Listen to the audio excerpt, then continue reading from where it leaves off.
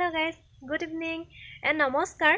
মই অনাক্ষা পুনৰবাৰ আপোনালোকক মই অসমীয়া ছোৱালী অনাক্ষাৰ অন্য এটা ব্লগলৈ স্বাগতম জনাইছো। মই সকলো আশা কৰিছো সকলো ভালে আছে, সুস্থ আছে। মই ভালে আছো। যাব ওলাইছো আপোনালোকক কবলৈ বেয়া লগা হৈছে কিয়নো আই বিয়াখন পিছত ৰিসেপশন দিয়া কথা আছিল। মই যে আপোনালোকক দেখাইছো ব্লগত এই বিয়াখনৰ ৰিসেপশন দিয়া কথা আছিল, কিন্তু ৰিসেপশন এতিয়া নহবগে। আজি ফাইনালি ছোৱালীজনী ব্ৰত আছিল, ব্ৰত ভঙা হ'ব। ভকত সকলক মাতি আজি ব্ৰতটো ভাঙি দিয়া মোক তালে নিমন্ত্ৰণ দিছে, মানে মোক মাতিছে, মই থাকিব লাগিব কৈছে। সেইকাৰণে তাত যাব ওলাইছো। বলকচোন একদম তাত লগ পাম, কি হয় কি নহয় অকণমান দেখাবলৈ চেষ্টা কৰিম। যেহেতু মই আপোনালোকক দেখাই আছো সেইকাৰণে লাষ্টলৈকে দেখাও বুলি ভাবিলো। সেইকাৰণে বলো একদম তাত লগ পাম, গৈ থাকো। মই এতিয়া আহি আছো, এইটো ৰাস্তাত আছো। পুৰা বতাহ দিছে, বতাহত পুৰা চুলি তুলি উৰি গৈছে।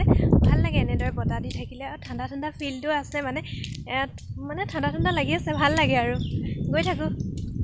এতিয়া মই বিয়া ঘৰ পালোগৈ আৰু মই কাপোৰযোৰ পিন্ধি আহিছো। মোক কেনেকুৱা লাগিছে কমেন্ট কৰি জনাবচোন। আনফালে কইনাক দেখিলো ধুনীয়াকৈ সাজি কাচি ৰৈছে। ময়ো ভাবিলো আপোনালোকক ভালদৰে দেখুওৱা হোৱা নাই, আজি ভাবিলো অকণমান ভিডিঅ' কৰি কইনাজনী দেখাও। কিমান মৰম লগা নহয়নে? চাওকচোন এবাৰ ভালকৈ। এইফালে চফ লৈছো, বিয়া ঘৰত চফ নাখালে কেনেকৈ হ'ব ন। আনফালে ভকত বৈষ্ণৱসকলে তেওঁলোকৰ নিয়ম কৰিবৰ কাৰণে ৰেডি কৰিছে। ময়ো তাকে অকণমান আপোনালোকক দেখালো।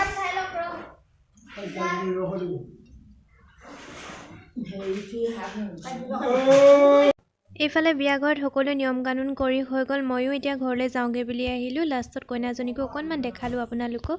আনফালে মই ঘৰত আহি লোকেল চিকেনৰ এটা ৰেচিপি বনাব লৈছো। এইফালে চিকেন লৈছো অলপ, পিঁয়াজ লৈছো, লগতে লৈছো বিলাহী কেইপিচমান কাটি লৈছো আৰু আলু কেইপিচমান লগতে লৈছো, আৰু লগতে মই আদা নহৰু 1.5 চামুচমান হ'ব থেতেলিয়াই লৈছো। এইফালে মই কেৰাহীখন পাতি লৈছো, তেল দিছো। ইয়াত ইগনৰ কৰিব, কেৰাহীখন কলা হৈ গ'ল।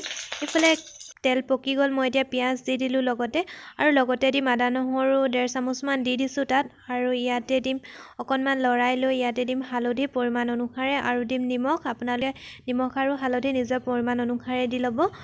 অকণমান লৰাই ল'ম। তাৰপিছত মাংস দি দিম। মই মাংসখিনি অকণমান লৰাই ল'ম। লৰাই লোৱাৰ পিছত ইয়াত দিম 2টা কেঁচা জলকীয়া। মই যিহেতু আজি একো মছলা ব্যৱহাৰ নকৰোঁ সেইকাৰণে কেঁচা জলকীয়া 2টা দি লৈছোঁ। অকণমান লৰাই লৈছোঁ। ইয়াত এতিয়া বিলাহীখিনি দি দিছোঁ। মাংসটো অকণমান সিজি গ'ল। তাৰপিছত আলু কেইপিচো তাত দি দিম।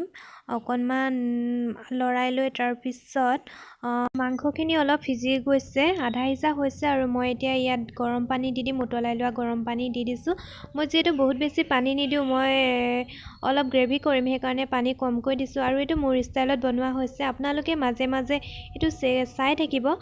মই যিহেতু চাই আছিলোঁ। এইফালে চাওকচোন কালাৰ ধুনীয়া হৈ আহি আছে। মই ইয়াত একো মছলা দিয়া নাই। এইফালে মোৰ অলমষ্ট ৰেডি হৈ গ'ল। মই একো মছলা নিদিয়াকৈ বনাইছোঁ। চাওকচোন কালাৰটো কিমান ধুনীয়া হৈছে। আৰু মই যিহেতু এতিয়া ভইচ অভাৰ দি আছোঁ, মই ক'ব পাৰোঁ যে মই খালোঁ, সেইকাৰণে খায়ো ভাল লাগিলে। আপোনালোকে এবাৰ বনাই চাব। চিম্পল হয়, একো মছলা দিয়া নাই, একো দিয়া নাই ইয়াত। এইটো ফাইনেল লুকটো আপোনালোকে এবাৰ চাই লওক। মই যিহেতু ৰুটিৰ লগত খালোঁ সেইকাৰণে আপোনালোকক দেখাইছোঁ। ইমানতে মই মোৰ ভিডিঅ'টো সামৰি দিছোঁ। যদি মোৰ ভিডিঅ'টো চাই ভাল লাগিলে like, comment, share and subscribe কৰি দিবলৈ নাপাহৰিব।